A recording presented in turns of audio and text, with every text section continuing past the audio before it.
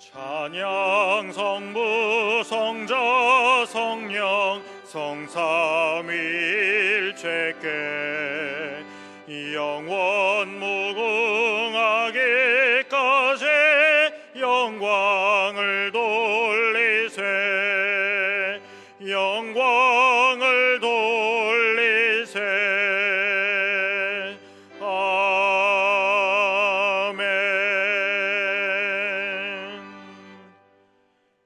일어나라 빛을 발하라.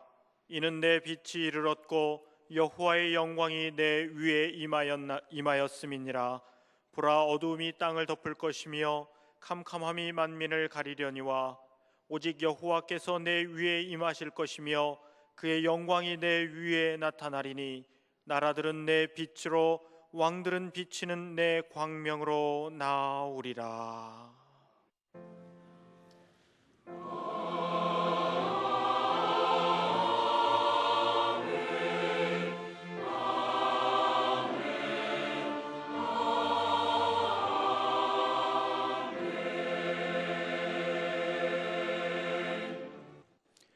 이 시간 하나님께서 우리에게 주시는 구약의 말씀은 잠언 19장 21절입니다.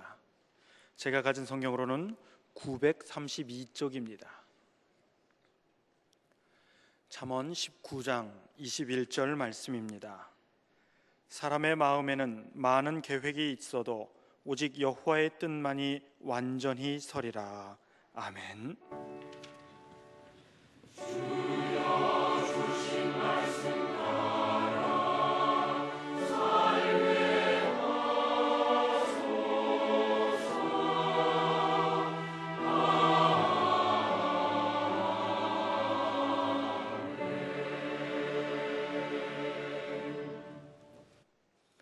하나님께서 우리에게 주시는 신약의 말씀은 빌립보서 2장 19절과 20절입니다. 제가 가진 성경으로는 320쪽입니다.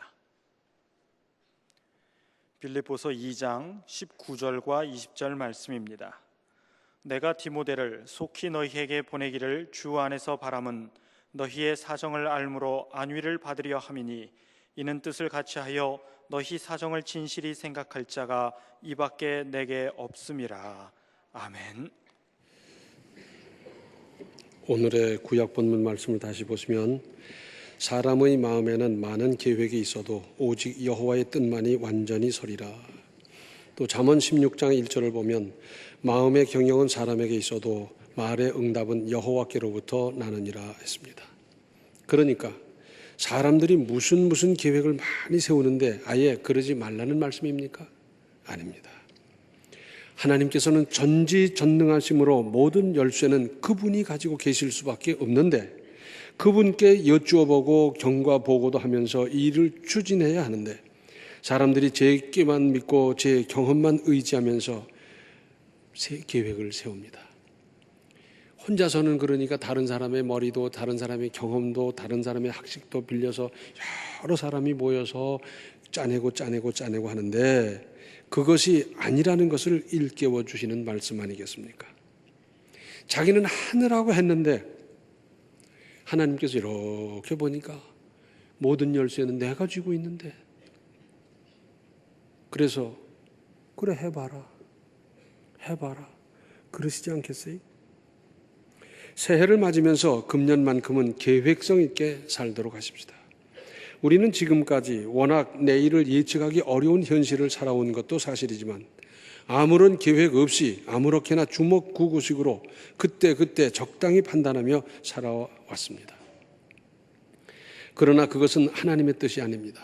왜냐하면 하나님께서는 사람에게 생각하고 계획하는 두뇌 기능을 주셨기 때문입니다. 사업을 하시는 분들은 이미 새해 사업 계획을 다 세우고 그 시작에 들어갔을 것입니다. 사업이 그러하듯이 그리스도인은 누구를 막론하고 새해 내 신앙 계획이 있어야 할 것입니다. 새해는 내가 그래도 기도를 요만큼은 해야 되겠다. 작년보다는 좀 힘써 기도하는데 아침에 이렇게 하고 점심에 이렇게 하겠다. 봉사활동을 해야 되는데 교회를 섬기는 것 또는 그 밖의 봉사활동을 작년보다는 금년은 그런 것 무슨 계획이 있어야 되지 않겠습니까? 사람을 살리는 것이 전도인데 내가 전도하는 일에 힘써야 되겠고, 금년에는 아무래도 누구는 꼭 구원해야 되겠다는 계획이 좀 있어야 되지 않겠습니까? 성경을 읽는다 하고 잘 못 읽었는데 금년에는 꼭 일독은 최소한도 해야 되겠다. 나와 내 주변에 남아있는 비신앙적인 모든 것을 정리하고 결단하고 끊어버리고 해야 되지 않겠습니까? 더 나아가서는 내 인생을 지혜롭게 계획하십시오. 기본은 역시 신앙입니다. 3년 후, 5년 후, 10년 후에 내 신앙 인생, 건강, 경제를 비롯한 노후 대책, 계획대로 다 되는 경우가 쉽지 않습니다. 미달하는 경우가 많고 혹시 초과 달성하는 경우도 없지 않습니다. 그러나 무계획으로 시작한 것보다 계획을 따라 차근차근 진행한 일이 그 일 사이에는 크나큰 차이가 날 수밖에 없지 않습니까? 바울은 선교 여행을 하면서 다음 선교지를 기도하며 정했습니다. 하나님, 이다면 어디로 갈까요? 제 생각에는 어디가 좋겠는데 하나님 뜻은 어떻습니까? 그러면서 기도하고 정했지요. 그리고는 거기에 따르는 여러 준비를 철저히 했을 겁니다. 왜냐하면 바울 자신이 철저한 사람이기 때문에 그렇지 않겠습니까? 내가 가고자 하는데 이제 하나님의 뜻을 따라 장소를 정한 그곳은 산업은 어떻고 인구는 몇 명인데 그중에 이거 믿는 사람 몇 퍼센트, 뭘 믿는 사람 몇 퍼센트 등등등등. 그리고 그곳의 역사나 지리 등등을 잘 익혀두고, 그리고 거기에 따르는 비용이라든지 장비 이런 걸 많이 준비했을 겁니다. 또 얼마나 거기서 머물 것인가 하는 것은 다 생각해 뒀죠. 거기는 한 3개월 머물면 되겠다. 아니, 거기는 한 6개월은 있어야 되겠다 생각을 했는데, 일단 가서 그곳의 형편을 보면서 그 기간을 융통성 있게 정한 것 같습니다. 복음을 전하다가 그곳에서 쫓겨나면 할 수 없고 경우에 따라서는 6개월 또는 2년, 3년 그렇게 머물면서 복음을 전했더랬어요. 요컨대 하나님의 일을 하되 계획성 있게 해야 합니다. 그러다가도 하나님께서 다른 곳으로 가라 하시면 모든 계획을 접고 순종했습니다. 소아시아 지방으로 가기 위해서 기도했고 장비를 준비했고 거기에 따른 모든 이제 정보를 다 준비했어요. 그런데 하루는 기도하는 가운데 환상이 보이는데 마게도냐로 가라는 겁니다. 그것을 하나님의 뜻으로 받아들인 바울은 지금까지 모든 것을 다 접었습니다.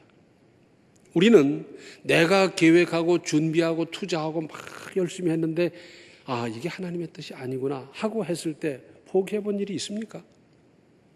거기 들인 비용이나 시간이나 모든 노력 때문에 하나님의 뜻은 알면서도 외면하고 그리고는 그걸 꽉 붙잡고 나가다가 나중에 가서 꽝 하고 나면 아이고 이게 아니구나. 그런 경우 얼마나 많습니까? 바울이 소아시아로 가지 않고 마게도냐로 감으로 말미암아 복음이 마게도냐로 퍼지는 첫걸음이 됐습니다. 거기 가서 자주장사 루디아를 만나면서 그곳에 복음을 전하다가 빌립보에서 큰 고난을 받고 그리고 거기서 또 큰 역사를 이루고 그랬지 않습니까? 경우에 따라서는 지금 잘 나가고 있지만 여러 가지 상황을 보니 축소해야 할 일이 있고 혹은 지금은 어렵지만 그럼에도 불구하고 확장해야 할 일들도 있을 수 있습니다. 내일 일을 누가 정확히 알 수 있습니까? 예측할 뿐이지요. 그러니 하나님께 구하고 하나님을 의지하면서 하나님의 도우심을 찾지 않을 수 없는 겁니다.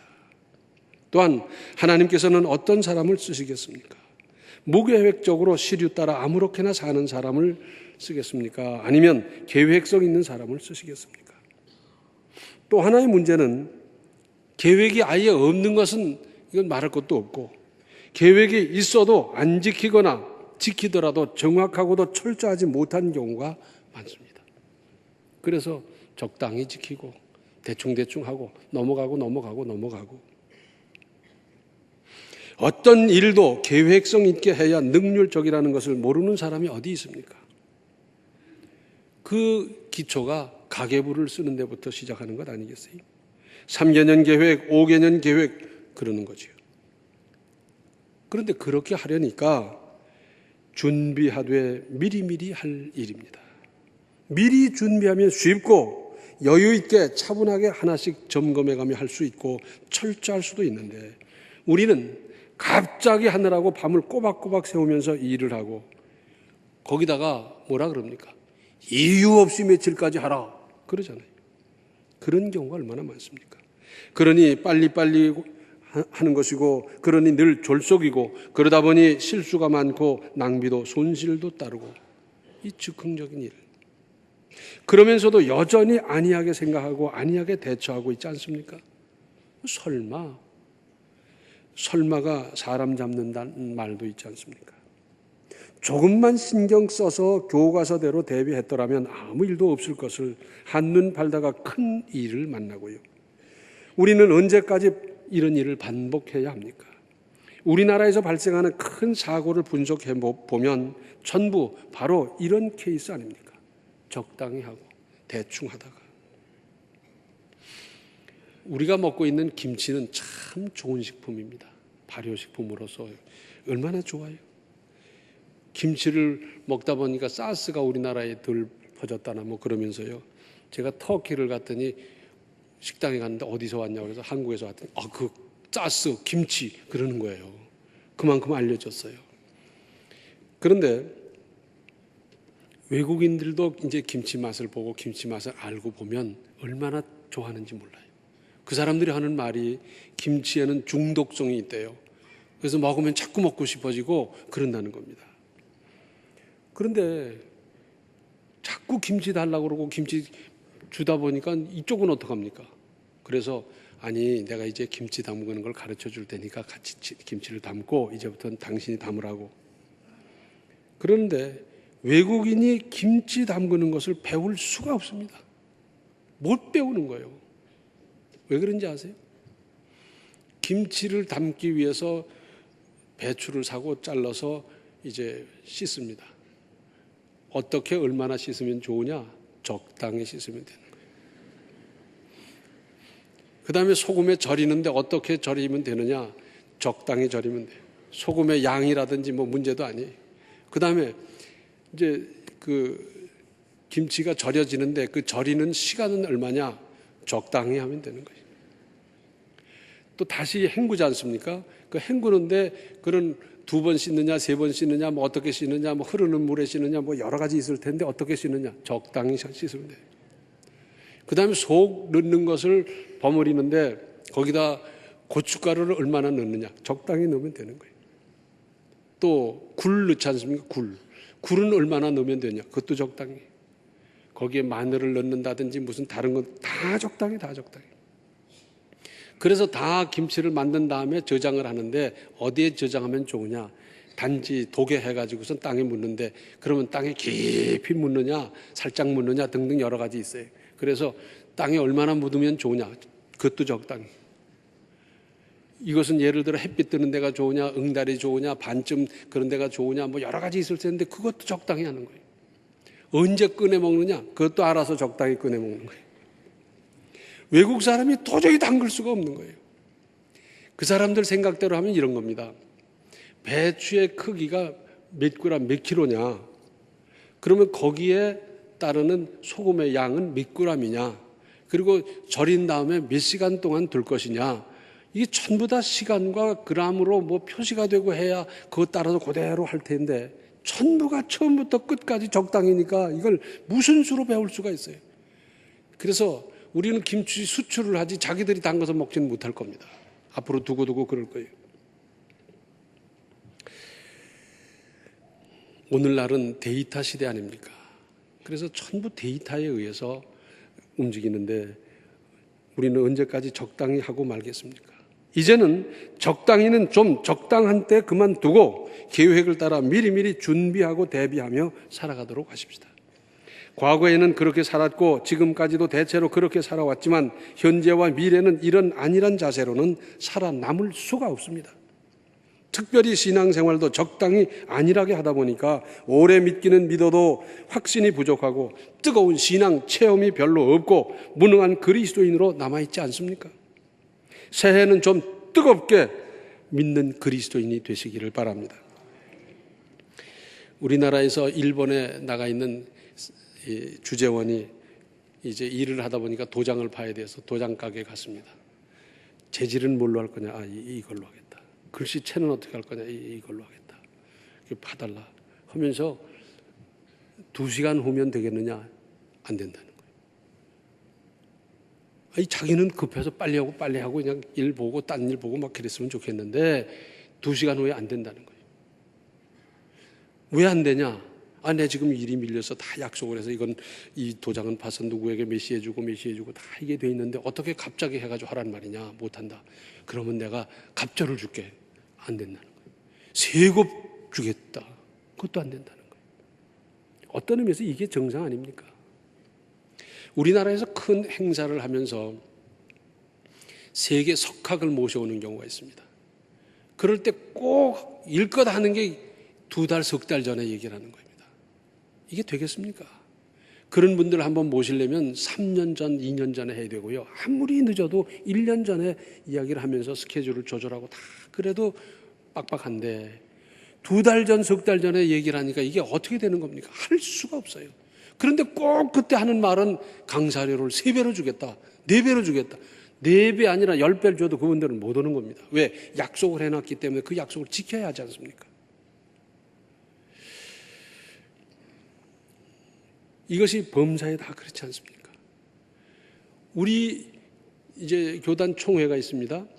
총회장님은 미국 장로교 총회, 호주 장로교 총회, 네덜란드 총회 이런데 총회할 때 가가지고선 인사도 하고 친교도 하고 대화도 하고 그러는데 그분들도 우리 총회 때 와서 인사도 하고 대화하거든요.